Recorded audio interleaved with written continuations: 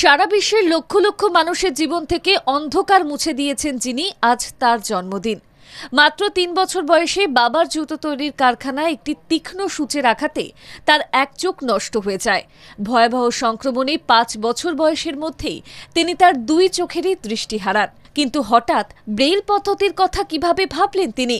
ফরাসি সম্রাট নেপোলিয়নের সৈনিকরা যাতে রাতের অন্ধকারের মধ্যে নিঃশব্দে নিজেদের মধ্যে বার্তা বিনিময় করতে পারে, তার জন্য ক্যাপ্টেন চার্লস বারবিয়ার ১২টি বিন্দুর একটি নাইট রাইটিং পদ্ধতি বের করেছিলেন। ১২ বছরের কিশোর লুই সেই জটিল যুদ্ধ পদ্ধতিকেই সহজ করার দায়িত্ব নেন। মাত্র ১৫ বছর বয়সে লুই সেই ১২টি বিন্দুকে কমিয়ে ৬টি বিন্দুতে নিয়ে আসেন, যা আজ আমরা ব্রেইল কোড হিসেবে জানি। আশ্চর্যের বিষয়, লুই ব্রেইল যে স্কুলে পড়তেন সেখানকার শিক্ষকরাই প্রথমে এই পদ্ধতি গ্রহণ করতে চাননি। তবুও তিনি দমে যাননি। এই মানুষটির জীবন ছিল ট্র্যাজেডিতে ভরা। যক্ষ্মায় আক্রান্ত হয়ে মাত্র ৪৩ বছর বয়সে তিনি মারা যান। তার মৃত্যুর ২ বছর পর ফ্রান্স সরকার তার এই পদ্ধতিকে স্বীকৃতি দেয়। আজ তিনি নেই, কিন্তু বিশ্বের প্রতিটি কোণে কোটি কোটি মানুষের আঙুলের ডগায় তিনি বেঁচে আছেন।